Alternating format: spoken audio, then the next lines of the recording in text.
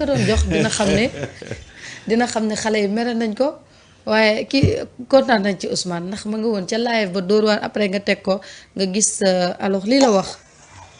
ñu mën a di toog di waxtaan les yeux dans les yeux te waxtaan bi nag kenn ku nekk war a mun a dégg dëggu moroomam dinaa ci ñëwaat léegi parce que waxtaan moom mënul nekk sens unique en tout cas man ku ma xam-xam ne du ma encaissé rek damay encaissé damay rokkos ana bu ki fi waxal producteurs yi sax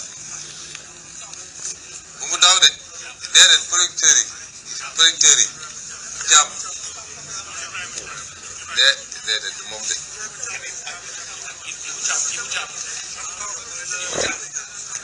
bul daaw de ñëwal il faut nga jël sa wàll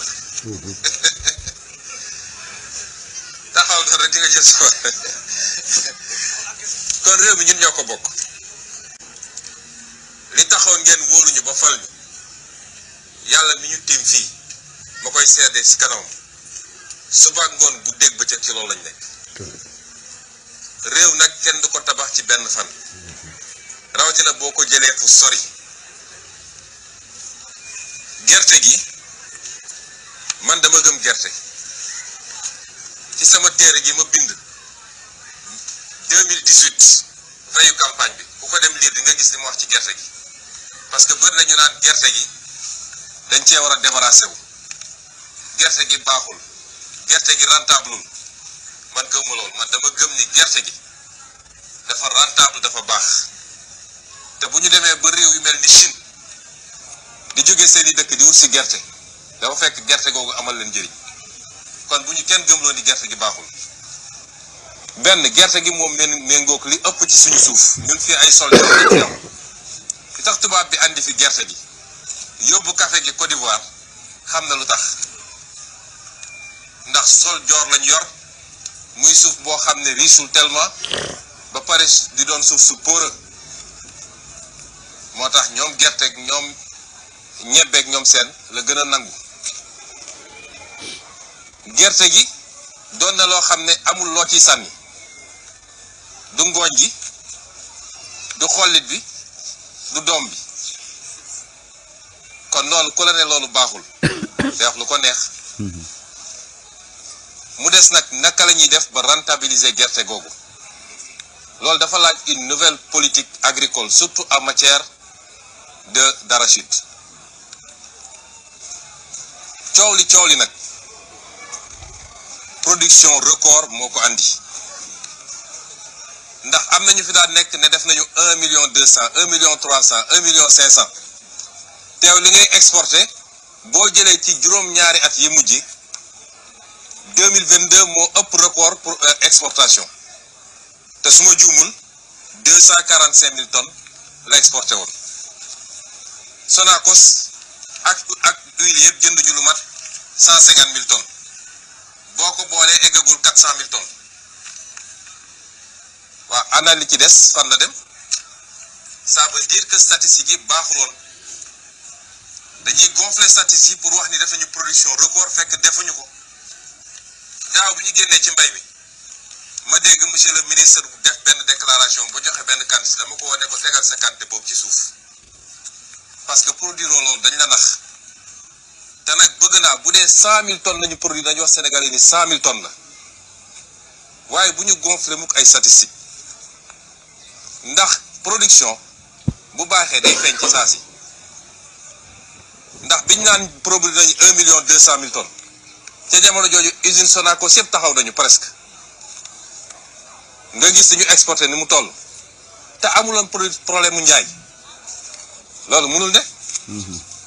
kon suñu leen nee ren 960,000 tonnes la ñu def dafa fekk ñu def 960,000 tonnes ma ciy félicité monsieur le ministre ak ñi muy liggéeyal moo tax nag ma ne dañuy ànd liggéey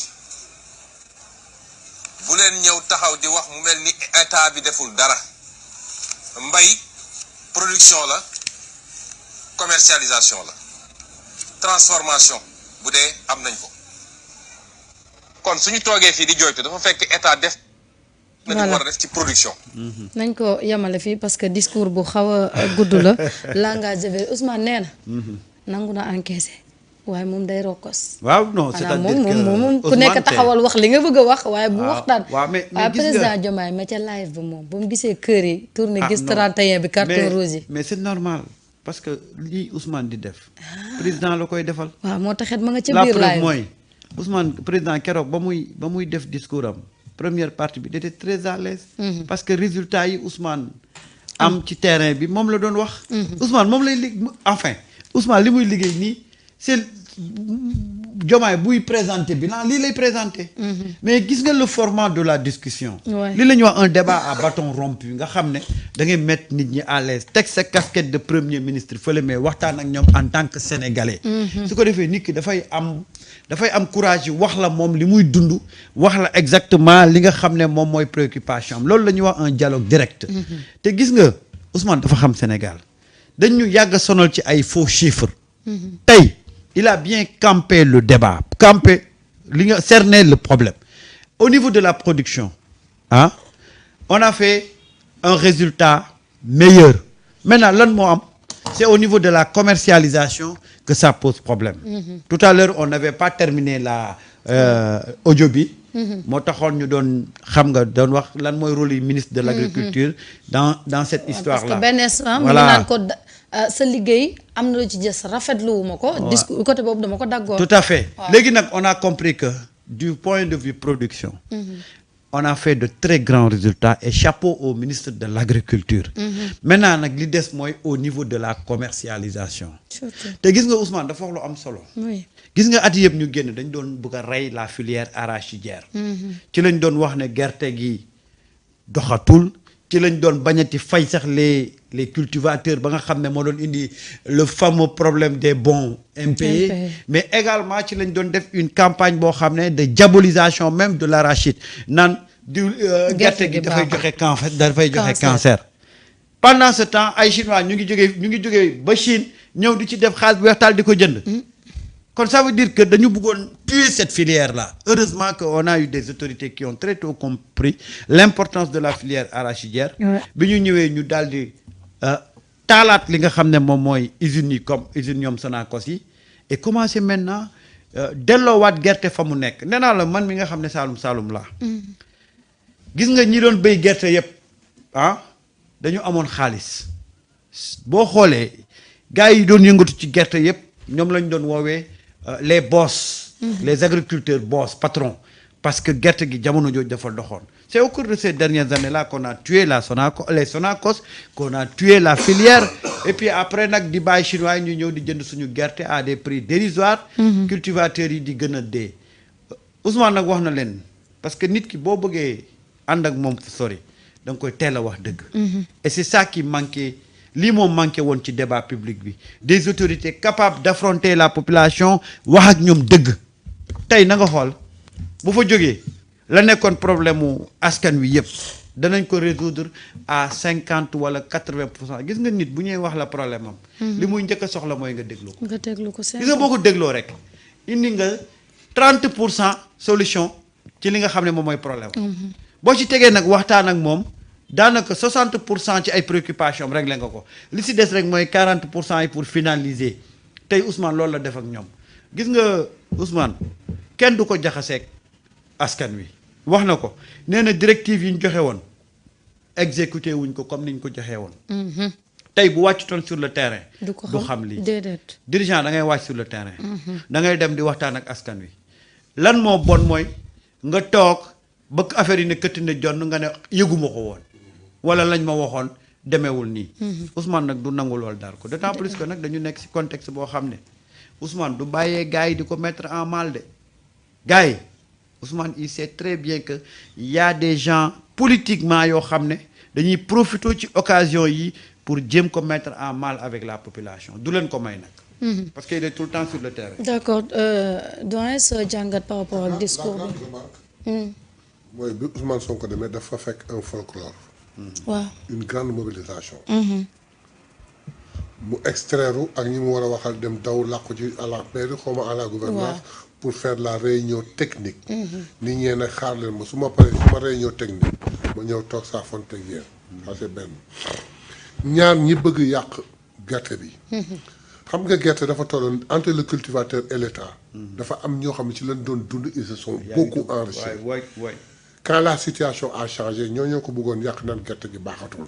mais Ousmane leur a fait comprendre produit boo xam ni mën nga ci def production record te amuloo loo ciy sànn mënta bon. déedéet. la nga naan baaxul dafa bon ak dafay indi ay cancer chinois yi di jóge fee di ci ñëw seen alal di ko jënd di yóbbu dem mais dafa wax léegi la réforme de la politique agricole. parce que il faudrait que Sénégal nag ñu dindi ci lenn mënoo subventionner engrais subventionner joxe semence mais tey am nañu une bonne production. mais cultivateur bi lan moo tee mu sélectionner ay bonnes graines denc leen pour sa semence de l'année prochaine. comme ça du ci lebante du ci defante dara te mag ñi daaw na nga koy def il faut qu'on les incite à le faire mais mënoo saa yu ñëwee nga joxe lépp après déwén nga toogaat ne abaleen ma semence waat. loolu day am engrais bi aussi les ICS ñu fexe nangu suñuy ICS ce qu'on produit par kii ici au Sénégal aux ICS di ko génn pour dem di jébbaani engrais mais mënoon na defar engrais pour tout le Sénégal et même pour la sous-région. donc li mu wax ni la réforme de la politique agricole c'est fantastique. ensuite toog sa bureau jot ay compte rendu rek def il a préféré aller wax. kàddu gi nag dafa ni ana ki waxal producteurs yi. waaw na nga ñëw na nga ñëw toog yi jël sa wàll man dinaa encaissé waaye man tam dinaa jox mooy dinaa déglu dëgg waaye dinaa joxe dëgg. loolu la signifié mooy dinaa déglu dëgg. waaye nag aussi man ni dinaa joxe ay dëgg. mooy damay rokkos. donc ñu ñëw waxtaan je crois que ça s'est terminé dans l'apothéose. dans l'ambiance et tout le monde a compris. léegi nag espérons que la campagne se lance rapidement. et que les cultivateurs ñu jot ci alal ji pour mën a jouir de. d'accord extraordinaire Ousmane bi mu demee ci débat boobu noonu. Marieta jox nañ fa kàddu benn femme boo xam ne je pense que mooy maire yi. waaw mooy ki nekk APR. voilà mais gis nga kooku. ni mu meloon ak Pastef. waaw mais n'empêche que tey bi ñu ñëwee. en démocrate jox na ko kàddu. teg ko place kilifteef ga mu nekk. mooy maire bi. waaw jox na ko mu wax. gis nga bu fekkoon ne jamonoy APR. je pense que jamonoy APR. jamonoy Macky Sall. doo wax. bu fay ñëw dadul nekk sax ci dëkk ba. dañ koy toxal ci dëkk ba ba gaa yi génn. voilà un peu le Sénégal c'est-à-dire que quand il faut Ousmane dafa xam bu ñuy politique fan la ñuy taxawee mais bu desee lu dul ñu nekk ci mbiri réew mi xam na ne ñëpp ci lañ bokk dañuy fàtte suñu considération politique teg suñu appartenance politique dañ koy teg ne le en tout cas moi je suis très content de cette visite là parce que nag gis nga njiit da ngay dem ci nit ñi waaye ñun li ñu amoon habitude di gis mooy élection ba élection la njiit yi doon ñëw wala bu ñu ñëwee sax dans le cadre de visite de travail dañuy nekk fële population bi nekk fële fecculoo ak wayloo population bi rek lañ leen di sant bu ñu paree beru ci seen biir néeg def la ñuy def xëy romb leen mais Ousmane tey gis nga ko au milieu de ces gens là mu toog ak ñoom waxtaan ak ñoom nit ñi wax li ñu xalaat mais c'est extraordinaire. et nit nag boo ñemee am courage li ngay def teg ko ci dëgg ak dëgg. moo am solo de. lii ngay def dëgg rek alors sànq dama ko xawoon fàtte muy Aïda Faye di soxna si.